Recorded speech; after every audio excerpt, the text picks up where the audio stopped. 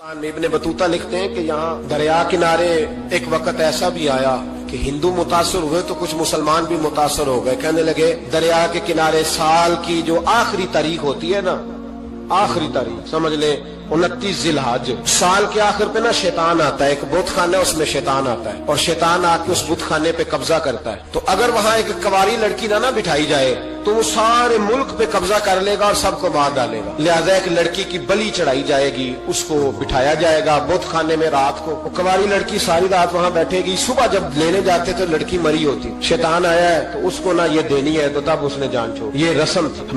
मैं अक्सर कहता हूँ, मैं कहता हूँ हमारे तो जो दरवाजे पे भीख लेने आता है वो भी किस्मत का हाल बताता है। जिसकी अपनी किस्मत खराब है कि मांगता फिर, अपनी किस्मत का ये हाल है कि दर दर का भिखारी है, किस्मत के हाल बताता है। और कई दफा सोना भी डबल कर देते हैं वो, पता तब चलता है जब सिंगल भी गायब हो जाता है। तो खुदा का खौफ करें, ये किस्मत का हाल बताएगा जो रोटियां मांगता है। कुछ तो थोड़ा सा म्यारे जिंदगी बनाए। हम मुसलमान है, उनका भी नजरिया बन गया, मुसलमान भी उस नजरिए का शिकार हो गए कि जनाब साल के आखिर में एक कवारी लड़की बिठाएंगे वरना वो सारे हिंदुस्तान को मार देगा। एक हाफिज अबुल बरकात रहमतुल्लाह अलैह नाम के बुजुर्ग होते थे और सिलसिला आलिया चिश्तिया के शेख भी थे, लेकिन अल्लाह की कुदरत ये थी कि उनके चेहरे पर दाढ़ी और मूंछें नहीं आई। कुछ लोगों के नहीं ना आते बाल, क्या कहते हैं उनको, खोदे, वो हमारा एक लफ्ज है, बोलते हैं पंजाबी में। उनके चेहरे पे दाढ़ी नहीं थी। वो भी कभी कभी उस रास्ते गुजरा करते थे तो करीब ही एक बूढ़ी अम्मा का मकान था। तो अम्मा बड़ी मेहमान नवाज थी। उसने दरवाजे पे, अगर थे बेवा औरत थी, एक की उसकी बेटी थी, दरवाजे पर उसने मेहमान खाना बनाया हुआ था, आने जाने वाले को खाना खिलाती, चाय पे शौक था उसका। और हाफिज साहब दिन के वक्त वहां आए, अम्मा बड़ा रो रही थी, खाना भी ना मिला, चाय भी ना मिली। तो कहने लगे मैं तो इस रास्ते इसलिए आया था कि यहाँ ठहरूंगा, मेहमान नवाजी यहाँ अच्छी होती है, होटल तो होते नहीं, तो मेहमानों को मेहमान खानों में ठहरना पड़ता था। तो अम्मा किधर है? तो कहा अम्मा बड़ी परेशान है। हाफिज जी ने कोशिश की, नेक आदमी थे, कि अम्मा से मुलाकात हो जाए। हाफिज जी का कमाल ये था कि हाफिज इतने पक्के थे कि एक जगह बैठकर कुरान पाक शुरू करते थे और वही सारा खत्म भी कर दिया करते। इतनी पक्की मंजिल के हाफिज थे। तो हाफिज अबुल बरकात साहब वहां बैठे, वो अम्मा, कोई बुजुर्ग थे हाफिज साहब, वो अम्मा से किसी तरीके मुलाकात की तो अम्मा मिलते ही रोने लगी चीखे मार के। अम्मा क्या हुआ? कहने लगी हाफिज जी एक ही बेटी है, खामन फौत हो गया तो मैंने निकाह नहीं किया, एक बेटी के नाम सारी जिंदगी कर दी। यहाँ ना अब बुत खाने में मेरी बेटी को बिठाया जाएगा। मुसलमानों के भी, कुछ मुसलमानों के भी हमारे गांव के नजरियात कमजोर हो गए। यहाँ बच्ची को बिठाया जाएगा और सवेरे वो मर जाएगी मेरी बेटी। कुरान अंदाजी हुई है तो मेरी बेटी का नाम निकला है, अब बेटी को जाना ही पड़ेगा। ये हमारे इन कुछ इलाकों का तरीका है। हाफिज जी कहने लगे अम्मा तो इस तरह कर, मैं लोगों को समझाता हूँ कि ये गलत है, शरीयत इसको पसंद नहीं करती, तो मेरे साथ। उन्होंने कहा ये लोग नहीं मानेंगे, बहुत सारे हिंदू भी हैं, बहुत सारे मुस्लिम भी हैं, तो गडमड हो गए नजरियात, ये थोड़ी मानेंगे। हाओ जी कहने लगे अम्मा फिर एक और हाल भी है, मेरे चेहरे पे कौन सा दाढ़ी है, तू बीबियों वाले कपड़े मुझे दे, आज मैं बैठता हूँ वहां, देखता हूँ कौन सा शैतान आता है। अकीदा मजबूत हो ना। इकबाल क्या कहते हैं? कहते हैं इरादे जिनके पुख्ता हो, नजर जिनकी खुदा पर हो, तला तुम खेज मौजों से वो घबराया नहीं करते। कहा मुझे दो कपड़े बीबियों वाले, मैं बैठता हूं। अम्मा कहने लगी वो शैतान वाकई आता है, आज तक जितनी बच्चियां गई हैं सवेरे मुर्दा मिली है। बड़ी समझने वाली बात है, गौर करना, जितनी गई है सारी मुर्दा आई है। तो हाफिज जी आपको जब वो शैतान रात को देखेगा ना, आप आए हैं तो आपके तो वो ज्यादा टुकड़े करेगा कि इसने धोखा किया, मर्द होके औरतों की जगह पे आया। आप ना गए। हाफिज जी कहने लगे टुकड़े मेरे होने हैं, आप फिक्र न करें। दरिया किनारे बहुत खाना था, हाफिज जी औरतों वाला लिबास पहन के वहां बैठ गए। हाफिज साहब कहते हैं 3 दफा मैंने रात को बाहर निकल के दरिया पे वुजू भी किया, सारी रात मैंने कुरान पाक पढ़ा, और जब फजर का वक्त हुआ तो बाहर निकल के मैंने अजान पढ़ी, लोग आए तो मैंने जमात कराई। और फरमाते हिंदू मुसलमानों सबको बुला के मैंने कहा कि अगर आज के बाद शैतान ना आए तो हिंदू कलमा पढ़ते हो सारे? उन्होंने कहा जी पढ़ते हैं। फरमाया लो फिर मैं बिल्कुल सही सलामत आ गया, कोई शैतान नहीं आया। कहते सब ठीक हो गया। अब लोग कहने लगे हाफिज जी बात तो आपकी ठीक है, पर वो बीबी कैसे मर जाती थी? जिसको हम रात को बिठाते थे सवेरे मुर्दा मिलती थी, तो उसको कौन मारता था अगर शैतान नहीं आता? हाफिज जी समझाने लगे कि शैतान वसवसा देता है, पर जिंदगी मौत उसके हाथ में, वसवसा देता है, जितनी उसको गुंजाइश है वो करता है। कहा फिर वो बीबी कैसे मरती थी? तो हाफिज जी ने एक बहुत बड़ी बात समझाई। कहने लगे असल बात यह, जिस आदमी को पता हो ना मैंने सवेरे मर जाना है, वो डर से मर जाता है। इसको पता हो ना कि मैं यहाँ मरने आया हूं, तो वो डर से ही। फरमाने लगे उसका अकीदा कमजोर हो जाता था, वो नफ्सियाती तौर पर समझती थी कि मैंने मरना ही मरना है। तो खौफ होता था, कोई करीब नहीं आता था, दरिया और जंगल दाएं बाएं, तो सुबह तक उस औरत का दिल बंद हो जाता था। तो वो खौफ से ही उसे कोई शैतान नहीं मारता। अल्लाह की इबादत करें, इबादत से बरकत आती है। हजरत अबू अदरीस खौलानी रहमतुल्लाह अलैह हजरत मुआज बिन जबल के शागिर्द थे, ताबी बुजुर्ग थे। फरमाते हैं कि मैं जब से हजरत मुआज बिन जबल की सोबत में बैठा ना, तो बुरे कारोबारों से मेरी तबीयत तो चाट हो गई। कई कारोबार में देखता तो झूठ बोलना पड़ता, उसमें बड़ा कुछ करना पड़ता, तो मुझे डर आता। आप फरमाते मैंने ना बड़ी कोशिश की, पर मेरी मर्जी का काम मुझे, सूफी काहिल नहीं होते, फरमाते मेरे अंदर ताकत थी कि मैं हलाल कमा के बच्चों को खिलाऊं, पर मेरी मर्जी का काम नहीं मिलता था। हद हो गई। और जब इंसान नेकी की तरफ आता है तो कुछ न कुछ आजमाइशें जरूर आती हैं, ये पक्की बात है, पक्की बात। जब वो गलत मलत कर रहा होता है तो उसको लगता है सारा कुछ सही है, जब सीधा होता है तो बहुत सारी परेशानियां भी जरूर आती हैं। ये मिजाज है दीन का। आप फरमाते मैं परेशान रहने लगा, हालात खराब होने लगे, आजमाइश सख्त होने लगी, कारोबार बंद हो गया, काम ही कोई नहीं मिलता था। मेरी बीवी नाराज रहने लगी, हल्का हल्का तो उसने मुझे कहना शुरू किया, फिर जलाल में आ गई। और एक दिन मुझे कहने लगी अगर आज नाना कुछ लेके आए तो बच्चे लेके मेके चली जाऊंगी। आप फरमाते मैं बड़ा परेशान हुआ, निकल गया फजर पढ़ के काम की तलाश में। मैंने जोहर तक तलाश किया लेकिन मुझे काम न मिला। आप फरमाते नहर फुरात के किनारे तपती हुई रेत पे मैं बैठा था, तो मेरे दिल में ख्याल आया बंदों की मजदूरी नहीं मिलती तो आज अल्लाह की ना कर ले, आज अल्लाह की मजदूरी ना करे। आप फरमाते मैंने गर्म रेत से तयम्मुम किया, वुजू किया वहीं फुरात, और गर्म रेत पे कपड़ा बिछाया तो नफल पढ़ने शुरू कर दी। जोर से असर तक नफल पढ़े, जोर से। चले मैं एक दुआ करता हूं, आप आमीन कहना। नहीं आएगा, अल्लाह करे कि हम मगरब के बाद वाले नफल ही पढ़ने शुरू कर दें। नबी करीम सैयद आलम सल्लल्लाहु ताला अलैहि वसल्लम के गुलामों का हाल देखे, इबादत का हाल देखे। फरमाते मैंने कहा आज अल्लाह की मजदूरी करे, जोर से असर तक नफल पड़े गरम रेत पे। और जब असर हुई ना तो मैंने अपने रुमाल में ना थोड़ी सी रेत बांध ली। घर की दीवारें छोटी छोटी थी। मैंने कहा बीवी ने देखा ना खाली हाथ आया है तो अंदर से शोर करेगी, हम साए भी सुनेंगे, तो चलो जब देखेगी ना रुमाल में कुछ है हौसला करेगी, जब अंदर जाऊंगा तो समझा लूंगा। आप मुस्कुरा रहे हैं ना हल्का हल्का, इसका मतलब है इन बातों में काफी सदाकत है। पुराने बुजुर्ग कर गए तो इसका मतलब ये है कि इनमें बहरहाल काफी हद तक सदाकत है, ये शोर होते रहते। कहते मैंने वो कहा कि चलो दूर से देखेगी तो घर जाके समझा लूंगा। आप फरमाते पहले मेरी बीवी दरवाजे पे बैठी रहती थी, बच्चे बैठे रहते थे, मुंतजिर होते थे कि कुछ लेके आए, घर में फाका होता। आज मैं गया तो शोर ही कोई नहीं, कोई शय नजर ना आई। वो रेत से भरा हुआ मेरा पल्लू मैंने दरवाजे के साथ रखा, अंदर चला गया। बीवी को आवाज दी कहां हो, कहने लगी मुंह हाथ धो लो, मैं रोटी लेके आई। हाथ हो गई, रोटी किधर से आई? इस घर में तो फाके थे, खाना किधर से आया? कहते रोटी लाई, सलाद भी लाई, दूध भी लाई, उस जमाने में जो नेमतें थी फल भी लाई, सारा आ गया। मैंने घूर के देखा, मैंने कहा किधर से आया ये सारा कुछ, कहाँ है बच्चे? कहने लगी रोटी खा के बाहर निकल गए।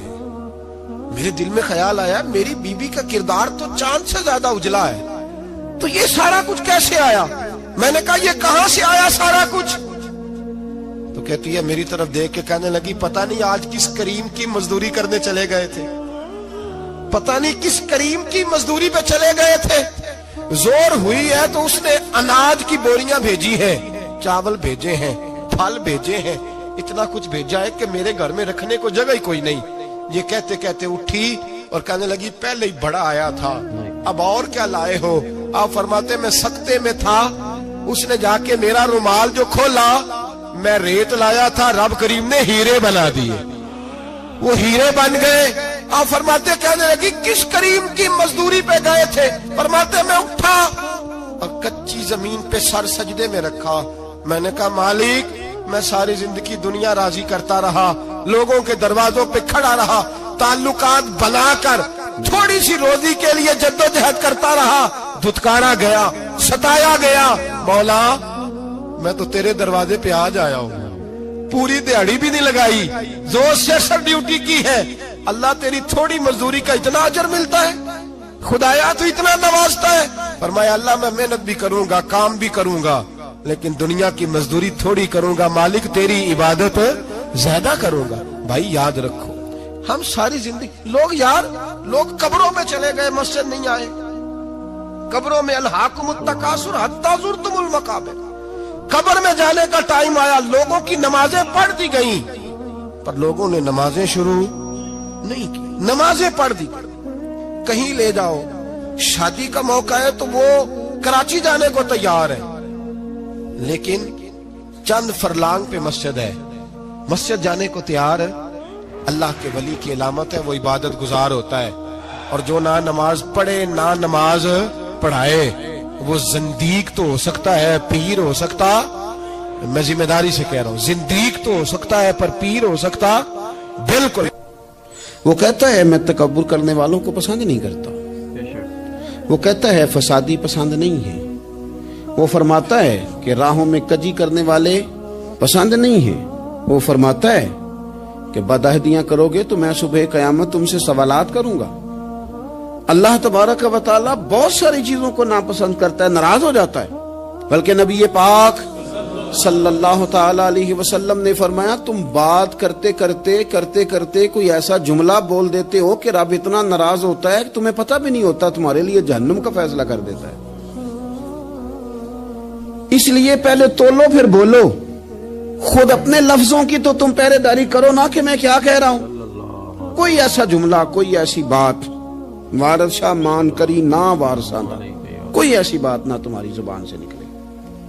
اور حضور یہ بھی فرماتے ہیں کہ اس کا دوسرا پہلو بھی ہے, بعض اوقات تم بات کرتے ایسا جملہ کہتے ہو وہ اتنا راضی ہوتا ہے کہ تمہارے لیے جنت کا فیصلہ فرما دیتا ہے. مسلمان کو اب یہ حکم ہے, اس ساری گفتگو کا نتیجہ یہ ہے کہ وہ اپنے جذبات پر, خیالات پر, نگاہوں پر, زبان پر, کانوں پر تھوڑی توجہ دے, بے لگام نہ بنے, بے ترتیب نہ بنے, جو طبیعت میں آئے کر نہ گزرے, تھوڑا سا نہ سوچے سمجھے اور تھوڑا سنبھل کے چلے. کبھی ان کاموں کی طرف نہ جائے جن سے رب ناراض ہو جاتا ہے, ان کاموں کی طرف بڑھے جن سے اللہ راضی ہوتا ہے. میرے نبی پاک صلی اللہ تعالی علیہ وآلہ وسلم نے ارشاد فرمایا, بعض احادیث میں لفظ یہ ہیں کہ اللہ اپنے بندوں کو دیکھ کے مسکراتا ہے جو اس کی شان کے لائق ہے. جس ترتیب سے ہم مسکراتے ہیں, جس ترتیب سے ہم روتے ہیں, جس ترتیب سے ہم کسی بات کا اظہار تشکر کرتے ہیں, خدا ان باتوں سے پاک ہے. اب بہت ساری حدیثوں میں آیا کہ وہ مسکراتا ہے, تو کیا مطلب ہے مسکرانے کا؟ تو علماء تفسیر نے لکھا ہے مسکرانے کا مطلب یہ ہے کہ وہ بڑا ہی راضی ہوتا ہے اپنے بندے سے, بڑا راضی ہوتا ہے, یہ مطلب ہے. ایک تو مسکرانے کا مطلب یہ کہ وہ بڑا راضی ہو گیا, وہ مسکرا دیا اپنے بندے پہ. اور ایک اس کا معنی خود نبی پاک صلی اللہ تعالی علیہ وسلم نے بیان فرمایا. مسند امام احمد بن حنبل میں حدیث ہے, حضور سید عالم علیہ السلام سے صحابہ نے پوچھا یا رسول اللہ شہید تو بڑے لوگ ہوتے ہیں, شہیدوں میں افضل کون ہے؟ تو اللہ کے حبیب علیہ السلام فرمانے لگے وہ والا بندہ جو ڈٹ گیا تھا کافروں کے مقابلے میں, وہ ہلا نہیں, پوری طرح ڈٹ کے جو لڑا وہ شہداء میں افضل ہے. حضور فرماتے ہیں وہ جنت کے بالا خانوں میں سیر کرے گا اور رب اسے دیکھ کے مسکرائے گا, رب اسے دیکھ کے مسکرائے گا. اللہ تعالیٰ مسکراتا ہے اسے دیکھ کے. اور اگلے جملے میں حضور نے وضاحت کر دی, فرمایا جب رب دنیا میں کسی پر مسکراتا ہے نا تو اس کا معنی یہ ہے کہ قیامت میں پھر اللہ اسے حساب کوئی نہیں لے گا. جس پر اللہ دنیا میں مسکرا دیا اس سے کوئی حساب, تو وہ کام ڈھونڈنے چاہیے نا جس سے اللہ مسکرائے. ویسے کبھی ہم ایسا کرتے ہیں کہ نہیں کہ کسی کو راضی کیا جائے؟ یہ کام ہم کرتے ہیں کہ ہماری کمپنی کا جو سربراہ ہے وہ ہم سے راضی رہے, جس ادارے میں ہم پڑھاتے ہیں اس ادارے کا بڑا ہم سے راضی رہے. یہ کرتے ہیں ہم, اس کے لیے کچھ نہ کچھ ہیلے بہانے ہم کرتے ہیں. برادری, قبیلہ, علاقہ, بستی, لوگ کسی طریقے سے ہمارے ساتھ مطمئن رہیں, کرتے ہیں نا یہ سارے کام. اس میں تھوڑی مشکل بھی ہمیں آتی ہے لیکن کرتے ہیں. کیا کریں, گھر میں بھی کئی دفعہ ایسا ماحول بنانا پڑتا ہے. چلیں ایک اور میٹھی مثال دیتے ہیں, زیادہ سمجھ میں آئے گی. چھوٹا بچہ خوش رہے, آپ اس کے لیے محنت نہیں کرتے.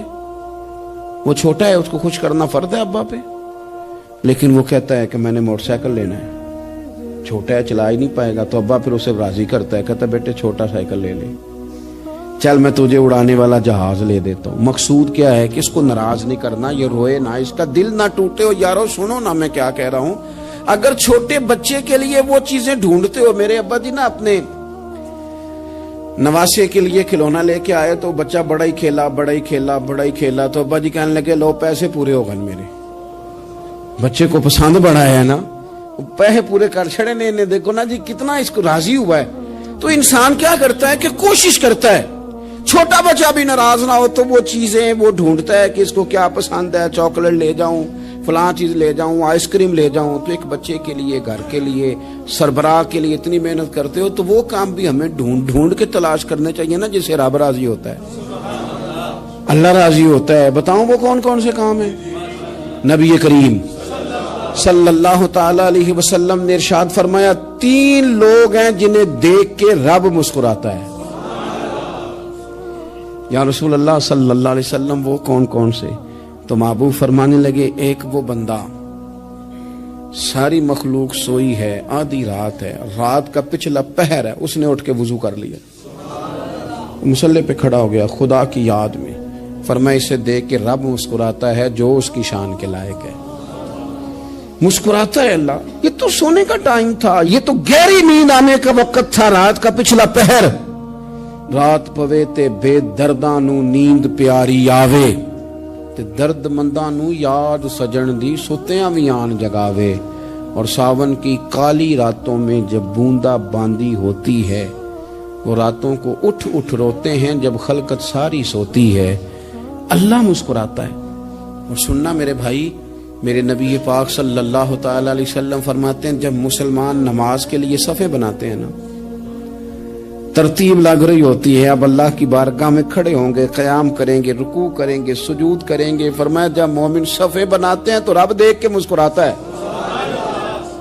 مسکراتا ہے. کمال ہو گئے عروج بندگی کا, جب بندے کو دیکھ کے رب مسکرائے. خدا بندے سے خود پوچھے بتا تیری رضا کیا ہے, مسکراتا ہے. اور میرے نبی پاک علیہ السلام فرماتے ہیں جب مجاہد جہاد کے لیے صفیں سیدھی کرتے ہیں. آج تو یہ رب کے نام پہ مرنے ہی آ گئے. یہ صفوں میں کھڑے ہوں گے, ترتیب سے لڑیں گے, ترتیب سے گلا کاٹیں گے کافروں کا یا شہادت لیں گے. فرمایا جب جہاد کے لوگ صفیں بناتے ہیں تو رب انہیں دیکھ کے مسکراتا ہے. کتنے نصیبوں والا وہ بندہ ہے جسے دیکھ کے مسکرا دیا. او یار کبھی تیرا بیٹا تیرے سامنے مسکرائے نا چھوٹا, تو تیرا دل باغ باغ ہو جاتا ہے. تیری ماں بیمار کسی ایک دن صحیح طرح ہنس پڑے تو طبیعت خوش ہو جاتی. مجھے بتاؤ نا جس کا رب بھی اسے دیکھ کے ہنس پڑے, جو اس کی شان کے لائق ہے, کیا اس بندے کے نصیبیں ہیں, کیا اس کے مقدر ہیں. آپ اس مقام پر اپنے آپ کو لائیں. اب دیکھیں نا یہ حدیث آپ نے سن لی, اب ہم نے نا اس طرح صفحے نہیں بنانے جس طرح ساری دنیا, اب ذرا صفحے بھی شوق سے بنائیں گے. آپ ذرا تھوڑا سا شوق پیدا کریں گے, بھئی یہ تو میں وہ کام کرنے لگا ہوں جسے دیکھ کے رب مسکراتا ہے. نبی پاک صلی اللہ علیہ وسلم نے فرمایا جب کوئی بندہ توبہ کرتا ہے نا, ہم توبہ کا رٹا لگاتے ہیں, یا اللہ میری توبہ, یا اللہ. اور توبہ کا تو مطلب یہ ہے کہ پچھلے گناہوں سے پکی توبہ, آج کے بعد یہ غلطی نہ کرنے کا پکا وعدہ. تو نے ساری شب برات رو کے گزاری ہے, بتا سویرے جھوٹ جوڑنے کا ارادہ ہے تیرا, آج کے بعد رشوت تو نہیں نہ لے گا, ملاوٹ تو نہیں نہ کرے گا, یہ توبہ ہے. اور اگر سارے کام اسی طرح کرنے تو پھر یہ توبہ کا رٹا ہے, جتنا مرضی لگاؤ. حضرت علی بن ربیعہ رضی اللہ تعالیٰ عنہ فرماتے میں مولا علی کے ساتھ تھا, مقام حرہ کی طرف جا رہے تھے. حضرت علی نے ہاتھ اٹھا کے دعا مانگی ہماری تعلیم کے لیے, ورنہ حضرت علی ہم صحابہ کو محفوظ عن الخطا تو مانتے ہیں نا. ہاتھ اٹھا کے کہا اے اللہ ہمارے گناہ بخش دے, تیرے علاوہ کوئی معاف کرنے والا نہیں. اور پھر حضرت علی آسمان کی طرف دیکھا, اور دیکھ کے نا حضرت علی بن ربیعہ کو تو مسکرائے. حضرت علی بن ربیعہ کہنے لگے حضور مسکرائے کیوں ہو؟ فرمانے لگے ایک دن میں حضور کے ساتھ اسی طرح آیا تھا, اسی طرح حضور نے دعا فرمائی تھی ہماری تعلیم کے لیے، اور پھر حضور مجھے دیکھ کے مسکرائے تھے اور فرمایا جب کوئی بندہ رب کی بارگاہ میں اس طرح استغفار کرتا ہے تو رب مسکراتا ہے اور مسکرا کے فرماتا دیکھ لو میرے بندوں کو پتا ہے کہ میرے علاوہ معاف کرنے والا کوئی نہیں، انہیں پتا ہے، تم اس کی بارگاہ میں رجوع تو لاؤ، آؤ تو صحیح دو آنسو لے کر۔ اقبال کہتے ہیں کہ موتی سمجھ کے شان کریمی نے چن لیا، قطرے دو گرے میرے ار کے انفال کے، دو میں نے آنسو بہائے تھے تو اس کے کرم نے تو موتی سمجھ کے چن لی۔ سنو نا حضور اس استغفار کو اللہ کو یار رات کو توبہ کر کے سونا چاہیے ہمیں۔ کچھ غلطیاں ہم کرنا نہیں چاہتے پر ہم سے ہو جاتی ہیں، کچھ دل ہم توڑنا نہیں چاہتے پر وہ ٹوٹ جاتے ہیں، ہماری مجبوری ہوتی ہے ٹوٹ جاتے ہیں۔ رات کو اس کی بارگاہ میں ہاتھ باندھ کے کشکول طلب دراز کر کے خوب استغفار پڑھنا چاہیے کہ مالک بندے ہیں نا کیا کریں، نفس کا ساتھ ہے، دنیا کا ساتھ ہے، خواہشات نفسانیہ، مالک معاف کر دے، درد سے توبہ، رسم نہ ہو، کہانی نہ ہو، لفظ نہ ہو، جملے نہ ہو، اور جناب ایسے لوگوں کے بیچ بڑے ہاتھ باندھ کے اور بڑا کوئی ضرورت نہیں، آپ اکیلے اپنی چارپائی پہ بستر کے اندر منہ دے کے بھی درد سے کہیں گے نا معاف کر دے تو وہ تو مہربانی بڑا ہے۔ میرے نبی پاک صلی اللہ علیہ وسلم مثال دیتے ہیں، فرمایا ایک آدمی صحرا میں جا رہا، صحابہ سے حضور خطاب کر رہے ہیں، فرمایا ایک آدمی صحرا میں جا رہا تھا، اس نے اپنی اونٹنی پہ کھانا پانی پیسے ہر چیز رکھی ہوئی تھی، صحرا تھا بہت بڑا، درمیان صحرا کے گیا تو تھوڑا سا سستانے کے لیے آرام کرنے کے لیے اونٹنی سے نیچے اترا، اب اس نے اونٹنی کی لگام اونٹنی کی نکیل اپنے سرہانے کے نیچے رکھی، ہاتھ کے ساتھ پکڑی اور سو گیا۔ تھوڑی ہی دیر کے بعد جب اس کی آنکھ کھلی تو دیکھا اونٹنی غائب ہے۔ صحرا میں وہ پیدل نہ آگے جا سکتا ہے نہ پیچھے جا سکتا ہے، نہ دائیں نہ بائیں، کھانے کو روٹی نہیں، پینے کو پانی کا قطرہ نہیں، تھوڑا ادھر بھاگا ادھر بھاگا، تھک گیا۔ کریم محبوب فرماتے ہیں وہ پوری طرح نڈھال ہو گیا اور مایوس ہو گیا، معاذ اللہ، مایوس ہو کے دوبارہ اسی جگہ آ کے لیٹ گیا جہاں پہلے لیٹا تھا، انتظار کرنے لگا کہ اب موت ہی آئے گی، آخری وقت ہے، اب نہ میں پیدل یہ صحرا کراس کر سکتا ہوں، نہ پیچھے جا سکتا ہوں، نہ کھانا ہے نہ پانی ہے، سوائے موت کے کوئی سہارا نہیں۔ حضور فرماتے ہیں وہ رستے میں دوبارہ لیٹ گیا، اچانک اس نے رخ بدلا تو اونٹنی سامنے کھڑی تھی۔ حضور نے صحابہ سے پوچھا بتاؤ نا اسے بھلا کتنے کو خوشی ہوگی؟ یا رسول اللہ جسے نئی زندگی مل گئی ہے۔ آپ دیکھیں نا سارے ڈاکٹروں نے کہہ دیا کہ اس کے تو گردے معدہ جگر ہر چیز ختم ہے، گھر لے جاؤ خدمت کرو، ہر طرف پریشانی ہے۔ وہ بندہ بھی سمجھ گیا ہے کہ آخری وقت آ گیا، کل جاؤں پرسوں جاؤں، تیاری ہو گئی، سب لوگ آ گئے، باہر والے بھی آ گئے، یہ ماحول ایک عجیب رنگ اختیار کر گیا۔ اچانک ایک ڈاکٹر نے آ کے کہا نہیں نہیں غلطی لگ گئی تھی۔ مجھے بتائیے انداز کیا ہوتا ہے؟ بغیر دوائی کے بندہ اٹھ کے کھڑا نہیں ہو جاتا، او میں تو بچ گیا ہوں۔ نبی پاک صلی اللہ علیہ وسلم فرمانے لگے اس کی اونٹنی مل گئی، بتاؤ بھلا اسے کتنی خوشی ہوگی؟ یا رسول اللہ وہ تو دوبارہ دنیا میں آ گیا۔ حضور فرمانے لگے اسے کچھ بھی خوشی نہیں ہوئی۔ جب کوئی رب کا گناہگار بندہ آ کے توبہ کرتا ہے، رب کو اس سے کئی گنا زیادہ خوشی ہوتی ہے۔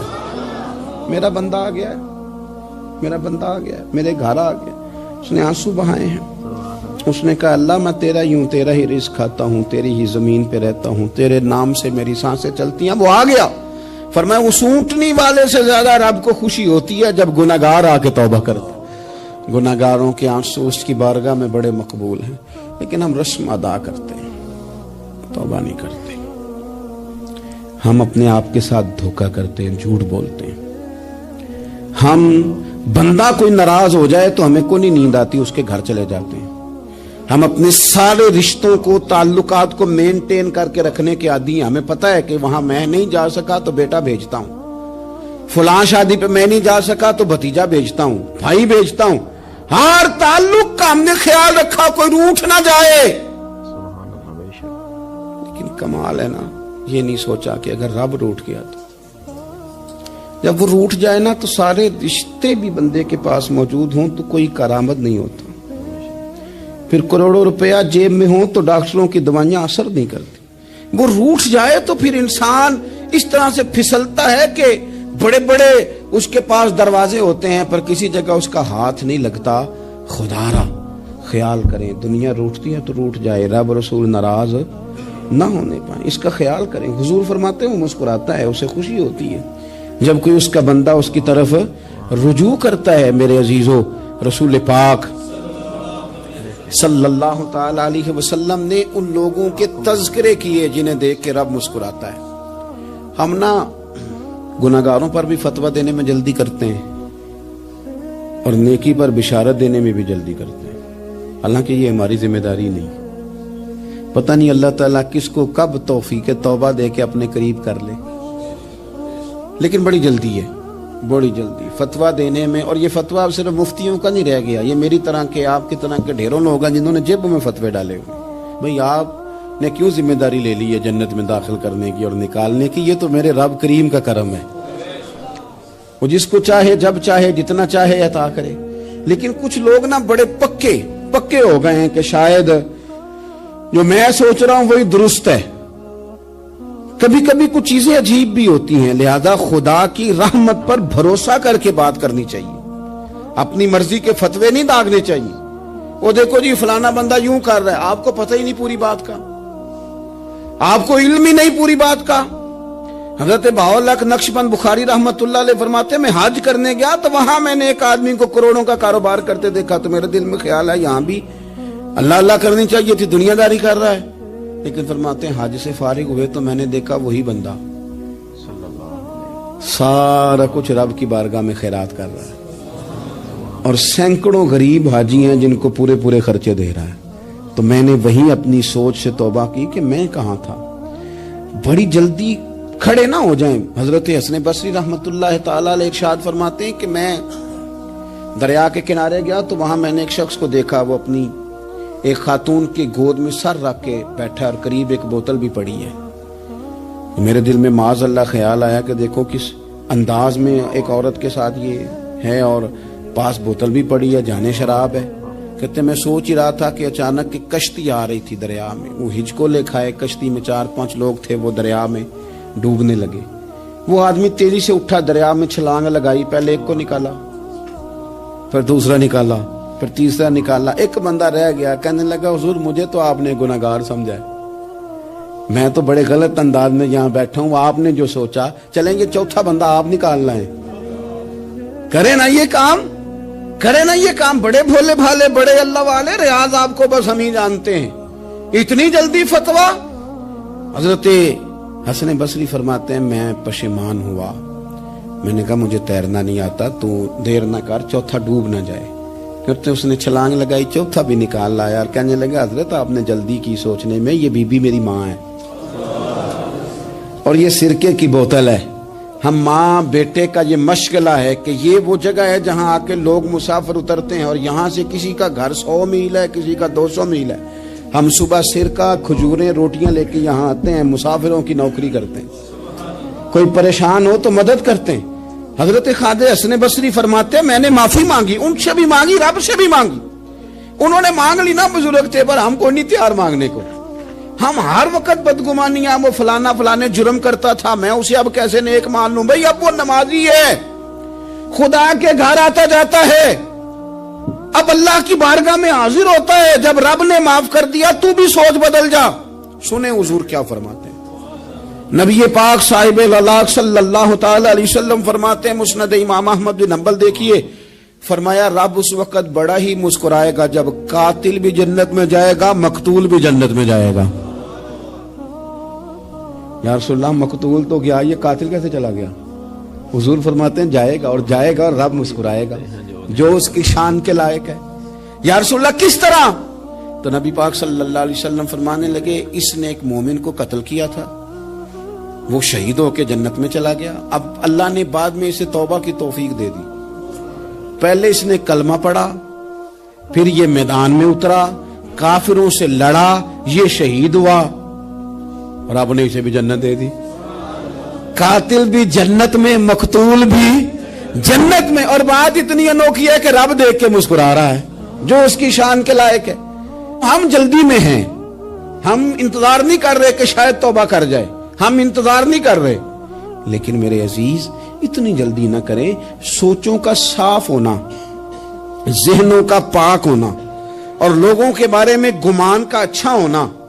आप किसी नफ्सियात के डॉक्टर के पास चले जाएं, उसे कहें टेंशन बढ़ी है, मैं उनके मज़ामीन पढ़ता रहता हूं, वो सबसे पहला सबक आपको ये पढ़ाएंगे कि अच्छा सोचा करें। अच्छा सोचने से बंदा तंदुरुस्त रहता है। किससे बंदा तंदुरुस्त रहता है? हैं जी, वाकई। यानी इस वाले पड़ोसी के बारे में भी अच्छा सोचना है घर में, इस वाले के बारे में भी, छोटे भाई के बारे में भी अच्छा सोचना है और बड़े के बारे में भी अच्छा ही सोचना है।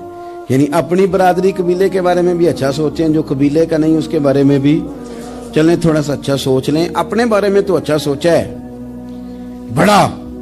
मैं कहता हूं कि हम अपनी गलतियों समेत अपने आप से बड़ा प्यार करते हैं और दूसरे की एक गलती नजर आ जाए तो हमें घिन आने लग जाती है।